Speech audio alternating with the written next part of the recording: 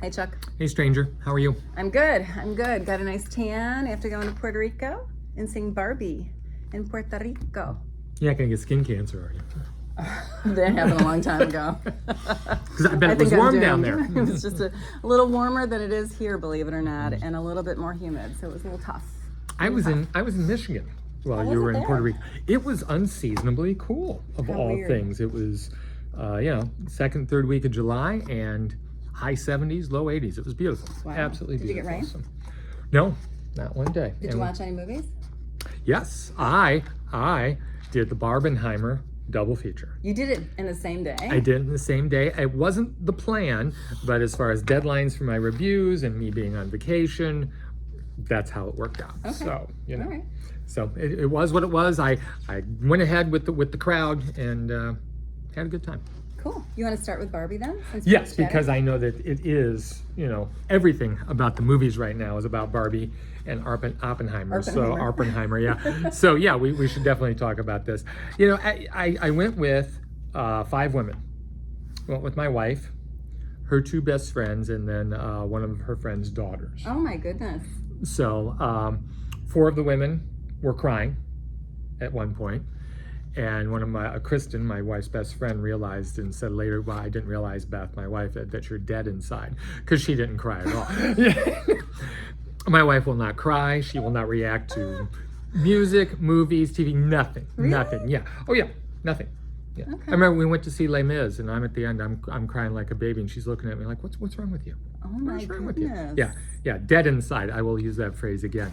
We're very safe that Beth never listens to Never. our podcast Never. or watches No. it, so I think we're okay. Or if she does happen to listen this time, she'll say, dead inside. I heard what you said. That's exactly how she does In my sound. mind, and that's how she sounds. So, I don't have the emotional investment in this film that they did, and I know you did, and Yeah. you do as well. Yeah. If you've been living under a rock, as you typically say, and you don't know anything about Barbie, the Barbie movie, it stars Margot Robbie as stereotypical Barbie, and then we have Ryan Gosling as Beach Ken. He does beach. That's what he does. That was funny.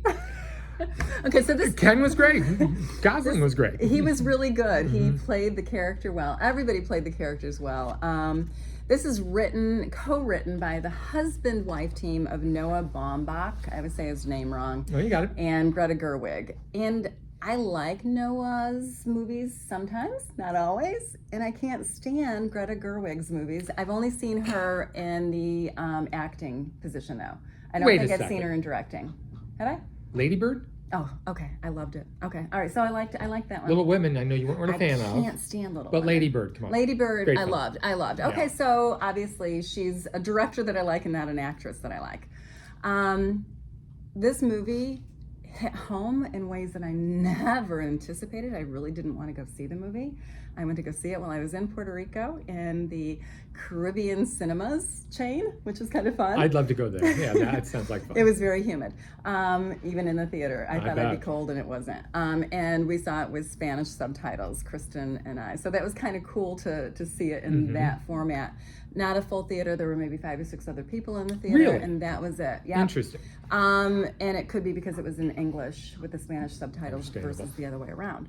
Anyway, stereotypical Barbie realizes that something's wrong. She's got these overwhelming thoughts of death, which doesn't really pair up, it doesn't jive with Barbie because everything's perfect and happy and all good all the time.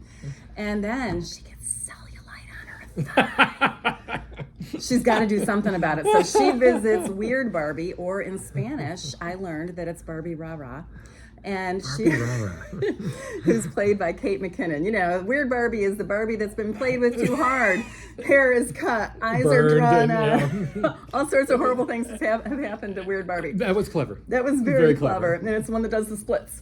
And we learned that stereotypical Barbie needs to go into the real world to find her person that plays with her, to find out what's going on. Why is she having these thoughts of death and mortality?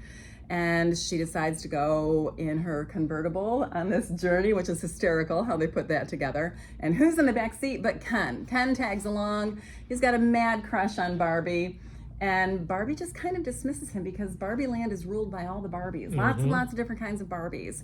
And when they enter the real world, they find that the real world isn't as changed by Barbie as they thought it was supposed to have been. Yeah.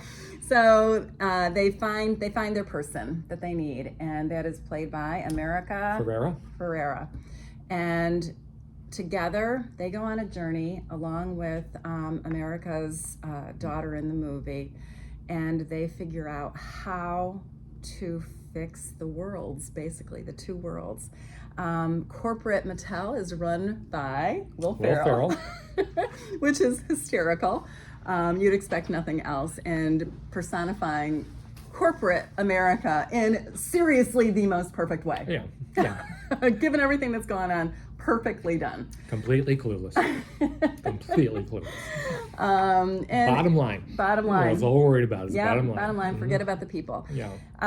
This is a mother-daughter movie. This is a movie about what it means to be a woman and what it means to try and do your best and have an identity and know who you are in the workplace, and also balance trying to be a mother at the same time and what that means.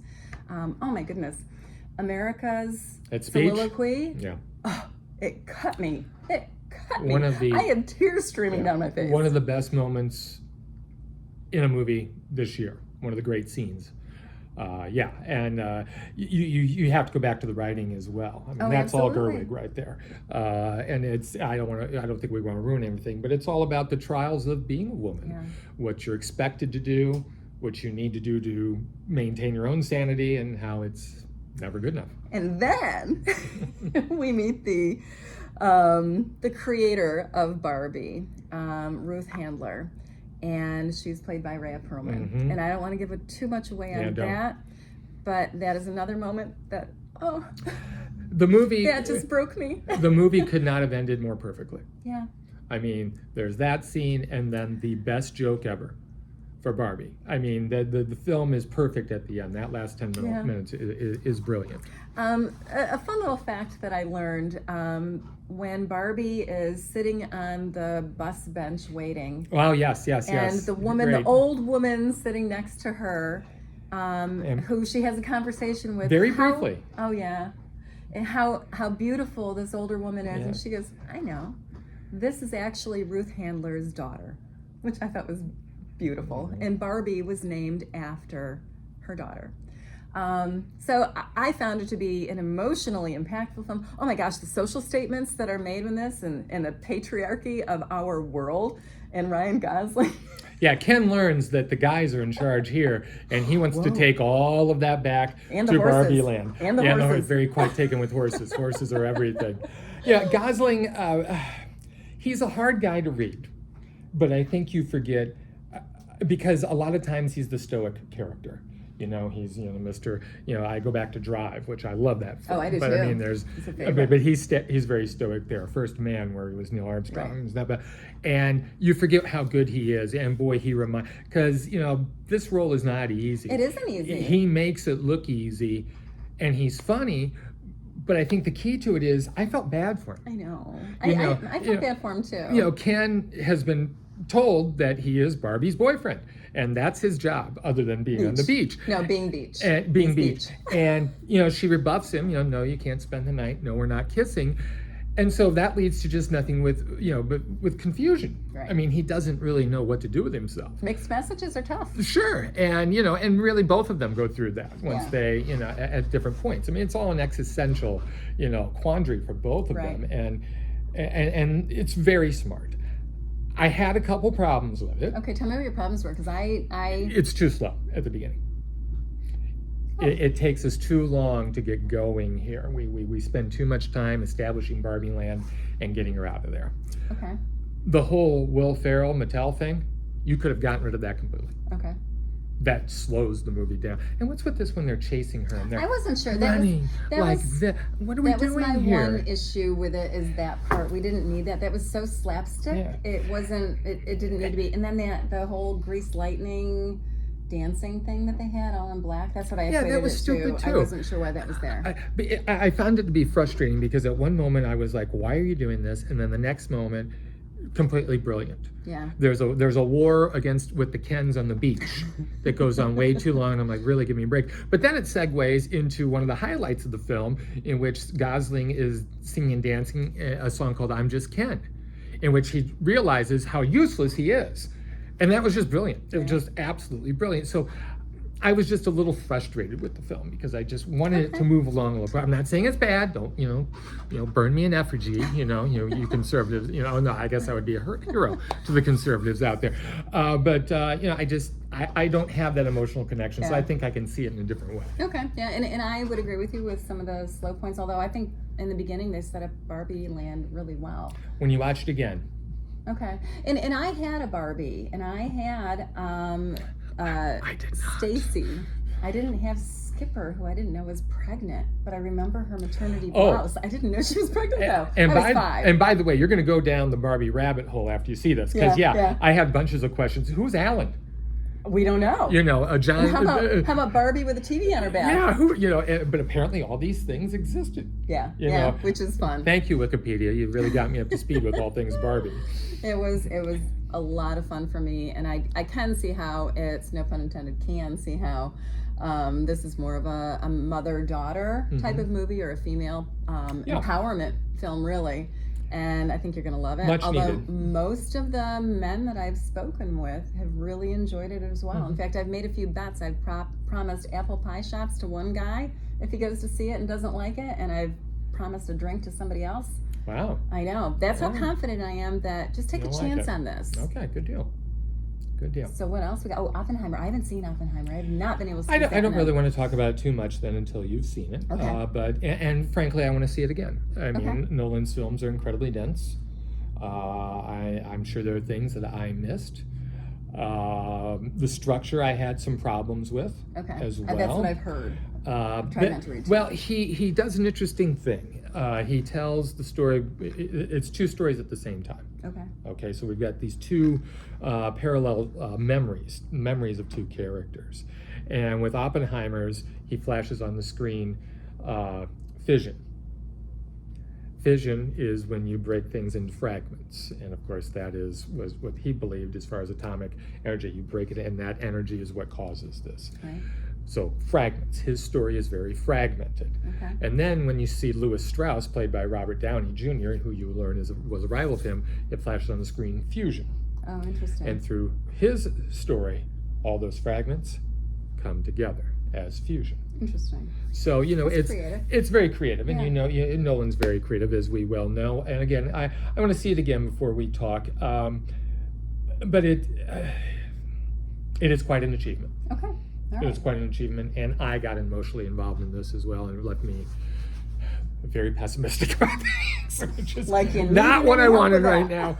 But he pulls no punches about how we never learn. Well, tell you what, let's make a date between now and next week, and let's both of us go to the theater and see it, and then we can do our podcast afterward. Sounds good. But we've got a couple of good things, though. A couple other good things. Netflix has got some really 2 good things on this week. Yeah, take us down that not that rabbit No, hole. I want you to do this one. Oh, okay. Because you had more of an emotional response to this than I did. Okay, so you're going to have to help me out with the names, because they're Italian and Japanese names that I don't remember. And then the Irish guy I remember. Right. So the name of the movie is The Deepest Breath, and the director and writer is Laura McGann, and the subject is Alicia Zucchini.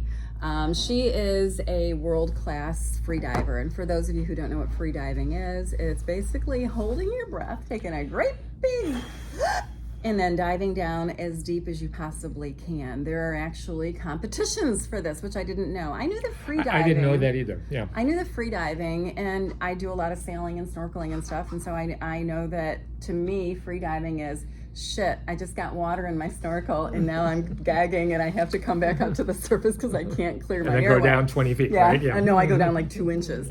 Or wave has come over me. So freediving to me is a very scary thing, period, because the ocean is just so powerful. And the pressure that you experience, the deeper you go. We see these competitors dive down 20 meters, and do the math here, that's like 60 feet. and down, down, down until like the championship. We're watching these competitors. We meet each of them. We meet Alicia. We meet, what is the guy's name? Stephen Keenan. Stephen Keenan. He's a safety diver. And we meet all the people that are involved in this very dangerous sport. And as you had said so eloquently, share with us what you think that is. Well, there's a difference between a sport and an activity where you have a death wish. And that's a death wish. To me, that is a death wish, especially when I don't think they had enough safety equipment around to help these people. The movie opens up in one of the most dramatic scenes I think I've ever seen in a movie, especially for a documentary. I had to turn my head. It's beautiful in the ocean, and they dive down into this beautiful blue hole until the blue hole becomes a black hole. And someone is swimming down without fins on, without a mask on, and just swimming and swimming and swimming. And you can see they have a skin suit on, if you will. And you can see how that skin suit compresses tighter and tighter and tighter. And you know what that's doing to that person's internal organs and their lungs as it's squeezing and squeezing and squeezing. And then they come back up. And in this opening scene, the woman, Alicia, is not alive. She's basically dead when she hits the surface. And you see her eyes rolling back and the sun shining down on her face, and this grimace, this she's spasming. Yes, it's scary. It's horrific. It really is. When they bring her back. They do bring her back. So we catch up with her and the rest of their friends and crew as they take this journey together to be the best in the world. So it comes down to being a competition among women we watch. We don't see the guys doing this. And I guess there must be a guys segment as well as the girls. And then we also see this as a love story between McKinnon and Alicia as they bond together and help one another to achieve their greatest goals. Right? Take a deep breath there. This is... It did not end the way I thought. No. It did not end the way I thought it would. Okay, so kudos to the filmmakers, because I didn't know where this was going to go and how this was going to end. And I didn't know that it's rather contrived that way. They do that on purpose, but that hooks you. But you knew something bad was going to happen. Well, it has to. I mean, I just didn't know. You're playing with fire. With whom it was going to be. Exactly. So that surprised me. Yeah. The other part of me that really bothered me was when you have an extreme sport like this. Okay, let's take NASCAR. They've got all the safety stuff that you can possibly imagine, and they have all the emergency equipment that you can possibly imagine off on the sides. I think it's a stupid sport because I think that too is a death wish eventually, but at least they have everything on board. Just turn and left. Just right and left. That's it. No big deal. But with this, why didn't they have scuba divers escorting, going down, down, down to keep an eye on them? I don't know. I don't know either. I don't know. And I know that there were some scuba divers, but they weren't monitoring the whole thing. I don't understand that. Well, and there are underwater cameras that can absolutely take the pressure of being that low. Shock, you messed up the camera. I would bet it has something to do with the athletes. You know, these people, and we meet quite a few of them. They're obviously obsessed. I mean, they are obsessed, and I can imagine them saying, don't touch me, don't come in, don't stop me from doing what I'm doing here. So I have a feeling it would probably have something to do with that. Maybe. And again, as we've said, these people have a death wish. So it was beautifully done cinematically. We're going to take a little break here for 1 second and figure out how the hell you messed it up, Chuck. That's why I'm here. There. Oh, there we go. Okay. Cinematically, it's absolutely stunning. Yeah, I wish it'd been in the theater. Yeah. It's that kind of movie. Worth it to watch. Yes. And to... I don't know. It will convince you never to free dive. No. You will never do this. Just snorkel. Snorkel on the top. It's okay. Learn how to swim. Swimming is good. That's about it. Yeah. But really, it's. I think it was a well done documentary. It's well done. Yeah, no question. But it angered me at the same time. Well, My husband, who is a scuba diver, he was pissed off the entire time because he wanted to see all that safety stuff done. He didn't understand that either. Yeah. So. Well, Netflix has another movie that couldn't be more different than a Death Wish documentary.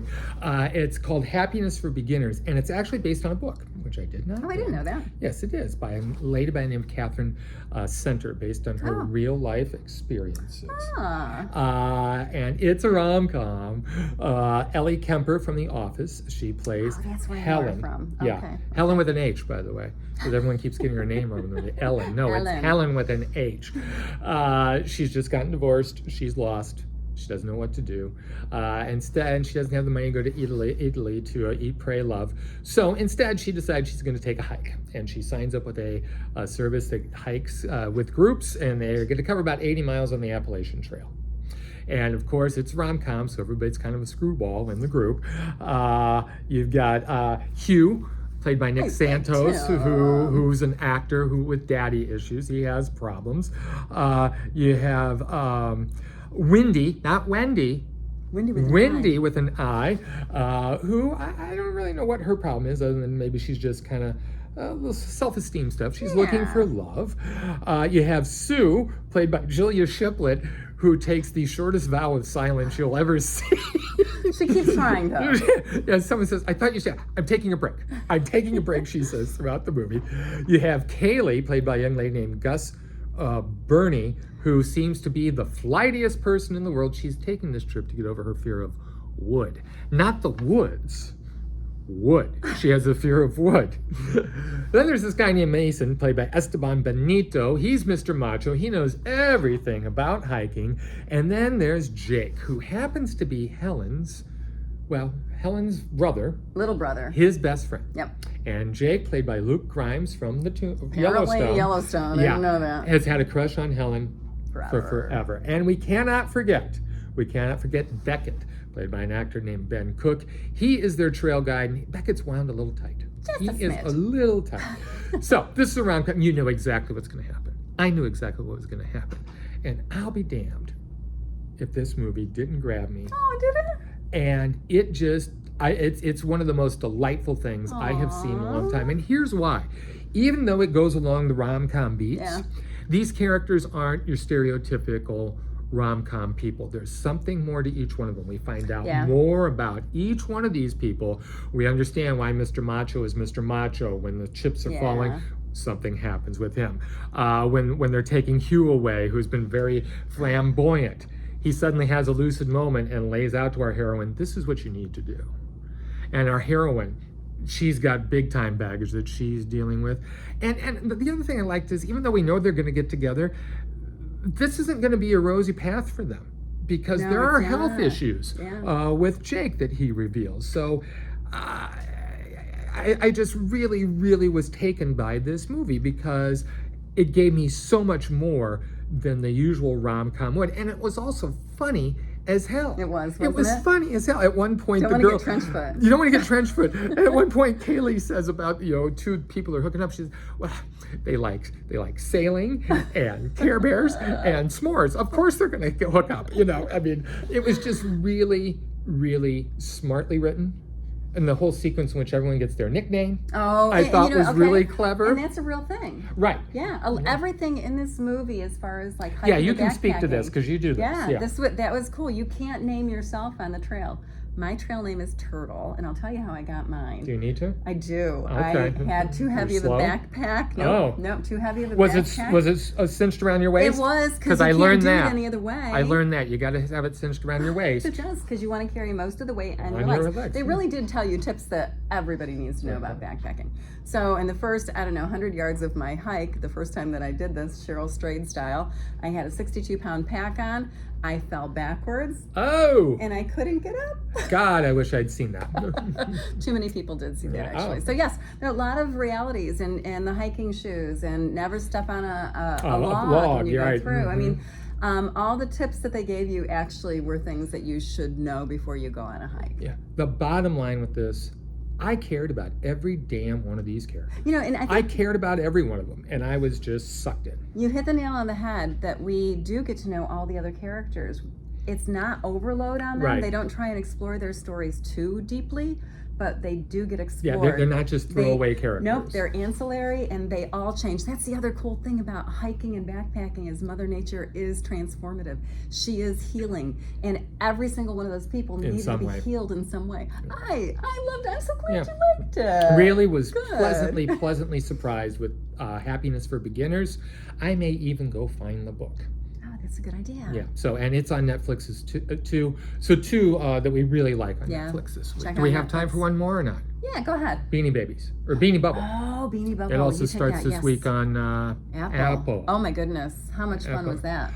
Yeah, you know, I've learned so much at the movies this past week. I learned about free diving. I learned about hiking. I learned about Beanie Babies, how they all came about, and how it all fell apart. And the interesting thing about the Beanie Bubble, which is on Apple, is that it is told from the perspective of three women. Not Ty Warner. Ty Warner, played by an almost unrecognizable Zach Galifianakis, no beard. I didn't recognize him. Oh, yeah, and I was watching it with my wife, so you know who that is. She had no idea either. It's not him telling the story. It's about three women who are in his life, and we get their perspectives as to what a douchebag this guy was to them, how they contributed to the success of the Beanies, and also basically how they all contributed to the demise. Him getting his comeuppance in the end. And he so deserved that. Yeah. Elizabeth Banks is in it as Robbie, his good friend, who he has dalliances with every once in a while, which you should never do. It never turns out well, and it doesn't turn out well for him. Sarah Snook from Succession plays Sheila, a woman that he actually marries, has two daughters. I didn't know this.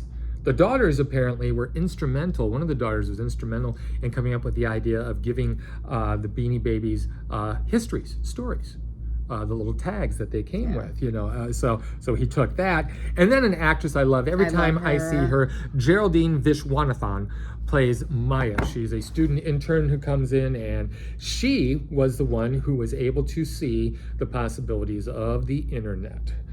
Which at that time is just getting started. I looked this up. At that point during the movie. I'm just thinking some of the funniest scenes. Oh, she's great. Oh, wait, it's really fast. Yeah, it's really fast, and they're just waiting for it to spin. Apparently, at that point in the early 90s, 1.4% of households in America was using the internet. Wow. That's it. Wow. But she was the one who said, hey, we're going to make our own site. We're going to make it interactive. And it was the first, or one of the first companies to profit or, use the internet as we know it today. Right. Basically. And eBay. Oh, that was fascinating. Yeah, wasn't it though? I mean, and I love all these movies about the 80s, 90s. Man, we're having a moment. It's really kind of cool. Tetris, and Air. This one, Air, yeah. Blackberry, yes. Great movies. If you haven't seen those, make sure to check them out. It's all about nostalgia. I mean, if we can even go back to Barbie. Right. And tie that in as well. Yeah. But yeah, I also read, you mentioned eBay. Apparently at one point, half of their transactions were Beanie Babies. Wow.